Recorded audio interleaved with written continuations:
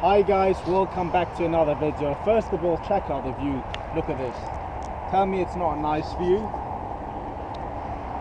So as you can see, I've got here my smart Fortwo 0.8 litre diesel. So I'm gonna do a running cost on this car. Now first of all, the smart car video I've done previously, running cost, is actually the most viewed video of my channel, more than all my 335i videos, the smart car, out of all, which is funny to believe, but it is what it is. So what I'm going to do is I'm going to do a running cost with this smart car. It's not the same because slightly different. This one is a diesel 0.8, the other one was a petrol. So I've got my notes on my phone, which I've calculated, put everything down, all the running costs I have, which is mainly a year's running cost, the annual running cost. So we'll start first with road tax. Road tax on this car is absolutely free. There's zero cost on road tax. Not all of them are free, but this one here is zero road tax, so that's a good thing. So the next big cost is car insurance. Car insurance everyone needs, obviously.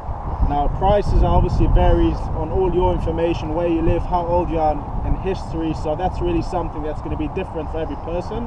But I personally pay just around £500 for the year on this car, which is quite reasonable, I think, anyways.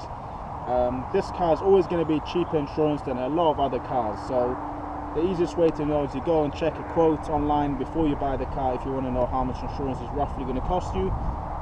So yeah, insurance is a lot more reasonable than many other cars I've owned with this car.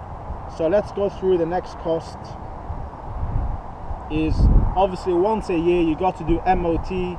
If you live in the UK, MOT is a vehicle inspection test, just to make sure the car's safe, and that's around £45, so you can add that in as well. That's once a year MOT. Next cost. Now this is obviously one of the main things, fuel economy. I actually done a fuel economy video on this car, which I wanted to see how many miles am I going to get from this car on a full tank. So I filled it up full, done a whole lot of driving. So actually, if you want to see that video, check the link, it will be there.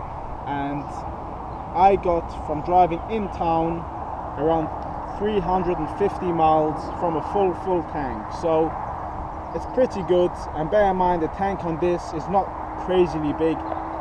So what I paid was £35 for full tank, so it's not bad in my opinion. Well, it's actually very good. The next cost I had with this car is tires. As you guys might have seen on one of my previous videos, I changed all 4 tires on this car, and I actually put all season slightly bigger tires, which give it a better comfort, better ride, more stability.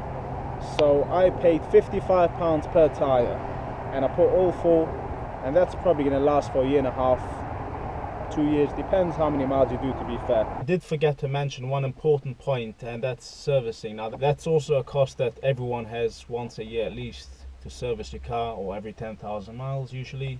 And yes, so a service, I personally, with this car, I'm not going to service it at main dealers because there's no main dealer history, and it's already an older car, so there's not really any purpose. So servicing it at a local good garage should cost you around £140, £150, depending on the oils and parts you go for, but generally good oil, quality parts, around £140, £150 for full service on this car.